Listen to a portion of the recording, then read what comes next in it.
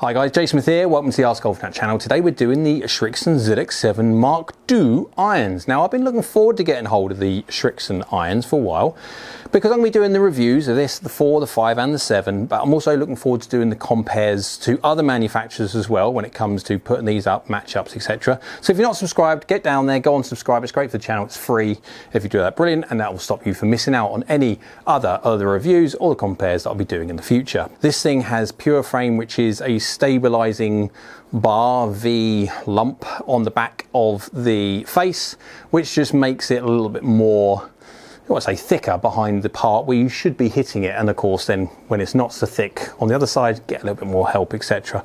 But it's more designed for feel than it is necessarily through forgiveness and ball speed and stuff like that. It's still got the Tour V-sole, the parts where you have the leading edge, which is kind of like tailored away a little bit for more of aggressive bounce, and then the back edge is then relieved on the other way to make it a little more of a V-sole, yeah, kind of get the idea. And then it's also got progressive grooves, same as the 4 and the 5, to basically, when it comes to the scoring irons, make sure they're slightly deeper, which allows more matter grass. When you catch a shot where you've got ball and grass between the club face, distribute that matter away from the face and the ball, get a cleaner contact, kind of get the idea. It is a thinner top line now compared to the 5, definitely to the 4, and sole thickness is what I would like to see is getting much thinner, and blade lengths is the smallest one of the 3, and it's got the least amount of offset, etc, etc. So it's my favourite when it comes to looks. Right, let's go get the data set changed because I want to make sure we got the right coloured line, and let's go see how the ZX7 feels. Okay, data set is now changed. We have a yellow one, if I remember, doesn't matter.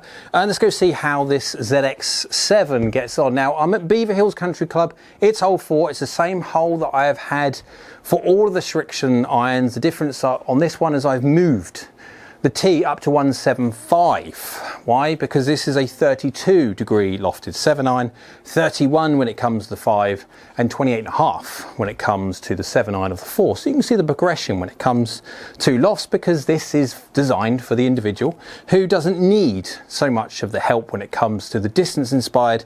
It's designed for the person who adds a little bit of their own speed to it. And let's go see how this one feels, because I'll swing this at my semi-normal speed. Right, 175, 32 degrees, maybe asking a bit too much. Oh, not the best of strikes to start with. It's a bit toey. Although saying that, obviously this is ZX7, it's going to be for the player that hits the middle quite a lot, but just may move around the face a little bit. Again, 9mm toe, so I could feel that one. Wasn't the best effort, I must say, when it comes to strike. 3mm high, it's fractions, that's nothing. But 35 yards in the air and 49 rounded degrees of center angle. That's still going to stop on any green. Dropped a few yards because of the slightly poor strike, but again, it's not bad whatsoever. This golf club's designed, you've got to put a certain amount of the effort in, shall we say. If you go to a 4 or even a 5, they've got springier faces, they're going to be doing a certain amount of the work for you. This one, you're going to have to do it. Feeling wise, it's nice. You can definitely feel in your you're hitting the 7, not a 5 or especially the 4. And that strike wasn't plumb on. That's better low on the face, but it's just low. Delivery was good. Delivery was very good. It was just slightly low on the face. Go on, ball, stop going. Look at the green. That's a fast green.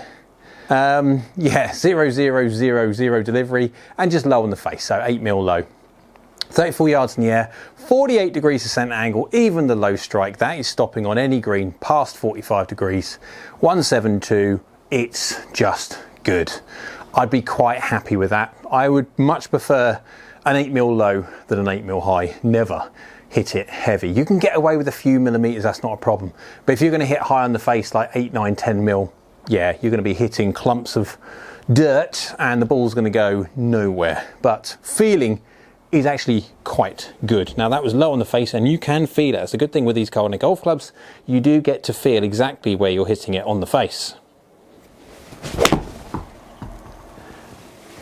Just nice. I mean, that's fairly middle, fairly good, just fairly decent everything.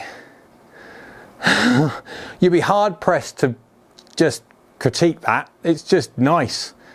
Yeah, delivery 0, 0, 0, 0 again. 2mm toe, 2mm low, so I didn't quite get across the board, but it's just good. The feeling is lovely from a ZX7. Is it probably going to be the full-on blade? I'm going to have to get the blade to actually test, but I mean, you're talking about the blade. It's going to feel nice, but it's also going to be quite pedant as well. This thing, you can move around the face a little bit, and it's still fine. What's that, carrying 174 and strike was really good. I mean, let's face it, you've got 3 shots there already, 3 different hits to a certain extent, and 3 very, very similar results. So this 7 has got a little bit of help. Now remember, I'm going to be hitting this all over the face. I'm just going to hit a few more, 1 more, maybe 2 shots, and then we're going to hit it all over the face to see how well this thing does, because this is not supposed to be the most forgiving one, but it still has a certain amount of help in it. And it'll be interesting to see, once you start deviating from middle and you go a little bit too heely, a little bit too toey, to see where the drop-offs are and how well this thing actually does. Right, 1 or 2 more goes, because it is actually quite fun hitting this 7. Oh, that's not so good. That wasn't such a good strike. That was slightly toey, slightly high. Maybe 3mm high, maybe 6mm toe, 7mm toe. 3mm high, 5mm toe, yeah, so it's just fractions off, but I mean, you can feel it, and that's the great thing with going to a 7. And you can feel it to a certain extent with a 5, yes you can. 4, not so much, but the 7, yeah, you have got that, as soon as you hit it, you know exactly what you've done. But again, that's gone 36 yards in the air, 49 degrees ascent angle, that is stopping on any green, and I would still feel that as a miss, but obviously it's not. You take that at any point. Right, last one, and then we're going to go whack it all over the face and see how well this thing does. Well, it wasn't bad. It was just a little bit bottomy. But again, you wouldn't complain. This is my favourite, I must say, when it comes to the feel of all of them. Again, 0, 0, 0, 0, 0, and just 7mm low, 0 heel. It's a lot of zeros. I'm yet to get 1 0 0 all across the board. That would be good. What was my lie? 0.7.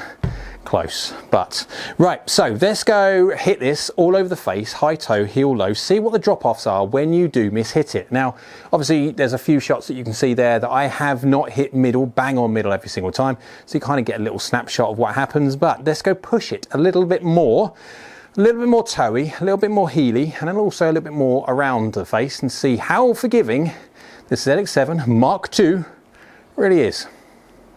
So let's go have a look at how the ZX7 got on. I've hit it a load of times, so obviously captures information as best I can do from the middle, and then also some interesting ones when I purposely try and miss-hit it around the face. So the numbers that you see on here will be slightly less than what you see or what you saw when it comes to the live stuff, because obviously these are, rather than just hitting the ones, I'm trying to hit the ones out the middle, these are the ones that are, yeah, added some interesting shots in there as well, which moves the averages down. But again, when you're talking about you doing your testing, when it comes to different golf clubs, I always include your misses in there. Okay, I don't include your outliers, because your outliers, you hit 1 out of 30 shots, that's an outlier, you don't do that. But if there are shots that you hit 5 out of 10, then I would include them, because obviously that's a pattern. Right, let's go see how the ZX7 got on average. Ball speed's 118.6 miles an hour, launching at 19.8 degrees. Remember, this is a 32 degree lofted 7 iron, and so anyone who's seen the ZX5 before, that's actually launching fractionally higher, even though it's got 1 degree less loft. Why? Because the centre of gravity, the technology between the 5 and the 7 is different, and so you're going to get less help with the 7 getting the golf ball in the air. Hence why the design of the 7 is built around you, the golfer, needing to put the effort in to be able to get the golf ball going. But yeah, that's just the constraints with the design of the head. Spinning at 5,745, we're going 35 yards in the air, descending at 48.5 degrees on average, which is very, very good. That's going to stop on any green at carrier 168. If you look at the club head speed, 89 miles an hour, efficiency is 1.33. So again, very, very similar to the Srixon ZX5. Attack angle 3.5 down, and then club path and face to path is very 0, also is lie, and loft is 27.4 degrees. Face impact is 0 mil heel, 3 mil low, but I do have standard deviation on there, and standard deviation is a measure of my variance. And so every single time I move away from the middle, hit say 10 shots out the middle and then hit one out the toe, it will move my variance a little bit. And so of course when I'm moving high, low, heel, toe, all those weird and wonderful spots, it changes my variance. But for the people that need or like the graphical representation of exactly what I've been talking about, there it is on the screen for the ball and club compare. Let's go into the forgiveness side of things before we go to the slightly slower swing at the very end to see how well it does, even if you start taking speed a little bit off. So, first one, 15 mil heel, 4 mil low, pretty good. 1.4 from the inside, 0.4 close, a little tiny baby draw. 1.31 efficiency from a 15 millimeters heel, 4 mil low shot. Considering this is a player's iron, that has done remarkably well from that strike. I was very, very impressed. I'm very, very impressed with the actual Srixon ZX Mark II irons themselves. Just for different golfers having different wants and requirements, as a range, these irons are just exceptionally good. If we go low heel, generally the worst place you can hit a golf ball on a golf club, impact-wise, just doesn't like it. Path 1.1 from the inside, face again 0.6 close, so very tiny little baby draw. Dynamics at least. 9 mil low, 7 mil heel. Not a horrific one, but still didn't feel very nice. 1.30, so we dropped again 0.03. From that strike, I am taking that all day long. That has dropped, what, 6 yards on average from the average, which from that strike, I would take that definitely. Let's go low on the face, so 2 mil heel, 9 mil low. Now, we are at 1.30 efficiency, exactly the same as a low heel. However, let's be honest, that was done with a face which is 1.8 open and a loft of not far off, a few 0.0s of nothing, off 29 degrees. So we have added loft and also increased face angle, when it open face angle, so we're going to get deflection from doing that. So let's be honest, actually, that's doing far better and would do far better if I was to deliver a face which was square than a loft more, say, normal. It's a degree or so out, but you've got to be honest when it comes to critiquing efficiency, and there are reasons why sometimes there is a movement. And again, let's be honest as to how well this thing is doing, and it's actually doing really very, very well. Let's move it to slightly low toe, so 10 mil toe, 7 mil low. Again, path and face are very, very good, and loft is around about 27 degrees, so again, it's fine. 1.31 efficiency, 0.02 off average. It's doing brilliant. It is one of the most forgiving players' irons I have used. It's doing very well. Now, next one here, 15 mil toe, 5 mil low, so 20 millimeters gross. Path and face is very, very good, 0.2, 0.1, and it's 1.31 efficiency, even though it's that far off the middle.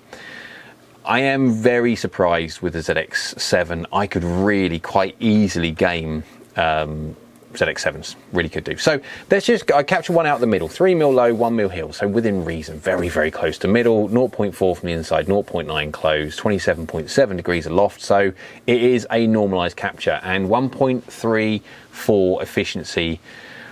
I could possibly get it to 1.35 absolute maxed out, possibly, but I would definitely say a solid 1.34 is a very good number to get this 32 degree lofted 7 iron if you hit it with very good dynamics, delivery dynamics, and out the middle. So if we say 1.34, it might be 1.35, but let's just say 1.34. You can say a 1.35, doesn't really matter. Even if you say 1.35, the drop-offs that you're getting from around the face, even at 1.35, which may or may not be doable, it's performing exceptionally well. Exceptionally well. Now, of course, this You are not going to get the spring. You're not going to get the 1.4s or the 1.39s that you're going to get from the ZX4, because the ZX4 is a rocket ship iron. It's one with a really springy face. Effectively, is not far off a hybrid. And so it's not fair putting the ZX4 against the ZX7 because they're two completely different designs of irons. But the ZX7 is just really surprisingly good. So next one here. We have one at slightly slower speed, 86.4 miles an hour. This one has reached 1.35, so that's why I was saying there was a possibility again at 1.35, 1.34. It's half a degree less loft, and it is a few millimeters better strike. So I reckon, as long as you don't de-loft it too much and artificially gain efficiency through taking deflection away through de-lofting it, you might get a 1.35. But this is 86.4 miles an hour. So 86.4 miles an hour, I'm swinging normally at 92 miles an hour that you saw when it comes to testing, and it obviously works exceptionally well. You can go down to the mid 80s. Remember, this is supposed to be for players. It doesn't. This golf club is not designed for the people that swing a 7-iron at 70 miles an hour, because, or at least when it comes to the forgiveness side, at least generally speaking.